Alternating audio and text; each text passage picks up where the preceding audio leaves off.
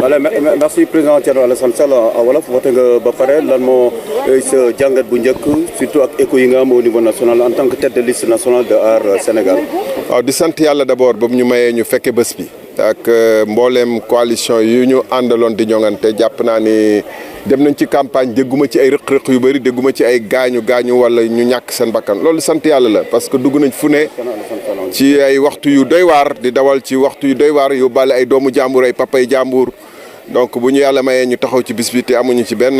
rëq-rëq dañ ci sant yàlla di ci wax alhamdulilah di ñëw tamit bés bi ci li ñu jàngat mu ngi tàmbale ci jàmm yëgguñ fi benn tolof ñu ngi ñaan aussi mu wéyee noonu ndax élection warul nekk lu am problème ci Sénégal te ñu ngi ñaan bés bi demee continuer Sénégal nag moo woote bu Sénégal wootee ku nekk dafay war a génn woote moom it maanaam def devoir am voté si ndax bis bi bésu Sénégal la bésu bu Sénégal di jébbalaat boppam ci ñi mu foog ni ñoom ñoo gën ci moom loolu nag buñ ko waree def aussi dañ ko war a def ci anam yoo xam ne dafa war a gën a sell processus bi naam tey jii nii bu ñu ubbee bureau de vote yi ba buñ koy tëj dina am ñuy suxlu ci suuf ak ñu yooyu waaye du ci biir centre yi loolu du lu ëpp solo lu ëpp solo mooy lu xew ci kër yeeg ci koñe koppar ju bëri ñu ngi daw fan yëpp ci réew mi ak yeneen forme loolu baaxul ci démocratie day nasaxal démocratie kuy woote na woote ndax aqulaay taalaam bañ a bàyyi xel tamit ñu nekk ci sos ci réseaux sociaux yi ndax réseaux sociaux dafa yomb da ngay làqatu du ñu xam sa tur du ñu xam sa sant du ñu xam sa adresse du ñu xam foo taataanee information nu róowul ak yéen presse yi nga jàkkaarloog man nga xam ne lu ngeen wax rek mun naa ko weddi wala sañ naa leen yéen woo la ne la yow fan nga jëlee sa information waaye nekk réseaux sociaux di sosal nit ñi di wax ne ñu ngi gisee di jël ay mallette di cité kër góor geek yooyu wax yooyu xam nañ fi mu jógee xam nañu langue politique yu koy doxalee xam nañu parti yu koy doxal te ñooñu déjà am na ñoo xam ne ñu ngi leen di jàppal tànk nag di wax ni ñoom ñoo gën a rafet jikko ci Sénégal jàpp naa nag jikko sos bokk ci rafet jikko sos bokk ci donc ñuy wax dañu aar jikko yi nañu wax ak ñooñu. nañu wàññi sos ragalu leen faible taux de participation parce que écho yi ñu am au niveau national li ñuy génn gu ñu voté. waaw loolu ragal nañ ko élection yu wees il y a 3-4 mois boo gisee fii nii dafa feesoon dell ci waxtu bii nii. même ba midi dafa feesoon pour nit ñi am nu ñu wootee sax problème la woon donc ñu ngi ñaanaat sénégalais yi nañu génn dama ne keroog même bu doon taw ay doj ay xeer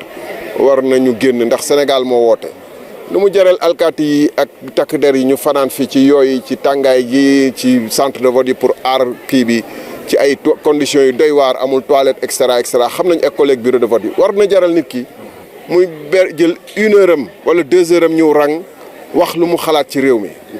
amul kenn ku ñàkk lu mu xalaat ci réew mi amul kenn ku ñàkk lu mu xalaat ci 8 listes yu muy jongante yi di nga ci gis boo xam ne boobu jàppoon yëpp baaxul it am na bu ci ñàkk bu ci gën a tane donc da nga ñu xool. par rapport ak achat de conscience bi nga doon wax ba passé foo woon ni mën naa impacter vote bi. mais day impacter vote bi day impacter sérieusement surtout fii ci Thiès yéen xam ngeen ñun ñoo fi dëkkandoo bàyyi ba élection yi jip ñu jël ay titre foncier di génnee di jël ay alal ju bëri di joxe di cibler ay nit 1 à 1 mais de manière générale. loolu je pense que du changer fondamental tendance historique bi mooy élection législative la ñu nekk dina am élection présidentielle mënuñu continuer di saa yu ne di génne alal ji ñu ne di jox nit ñoo xam ne seen dund amul lu ci changer. Là c'est en français monsieur Sall vos premiers commentaires après avoir accompli votre devoir. ci wolof damay ne classe bi ma taxaw ni moom laa dalee CI. donc bu ma yàlla mayee ma ñëw taxawaat fii. Madame Samb bi ñu doon jàngal yàlla moom ko ñu ngi koy ñaanal donc je voudrais dire en français que c'est le jour où le Sénégal appelle ses enfants à renouveler le pacte qu'ils ont avec eux-mêmes et avec le pays, avec la nation, dire ce qu'ils pensent de la gestion du pays et chacun a un sentiment vis-à-vis de ce qui se passe dans le pays et il a une façon de l'exprimer. La façon la plus particulière et la plus forte de l'exprimer, c'est certainement aussi après les rues, après les journaux, après les wax sa xalaat, c'est de venir jeter son bulletin dans l'urne. Certes, il y a 8 coalitions, chacun peut trouver à redire, mais il y a certainement parmi les 8 coalitions, 1 ou 2 ou autres qui emportent la faveur de chaque citoyen, qu'ils sortent l'exprimer. Je voudrais dire qu'aujourd'hui, on voit que les choses se semblent, pour l'instant, se dérouler dans une situation relativement correcte. Et on ne peut que s'en féliciter. et encourager le processus à se poursuivre. Mais je dois dire, surtout pour les observateurs étrangers qui sont peu au fait de nos mœurs politiques et qui pourraient conclure de ce processus qui semble normal. Contrairement à beaucoup de pays africains où actuellement, à cet instant, il aurait dû y avoir beaucoup de tensions, beaucoup de violence,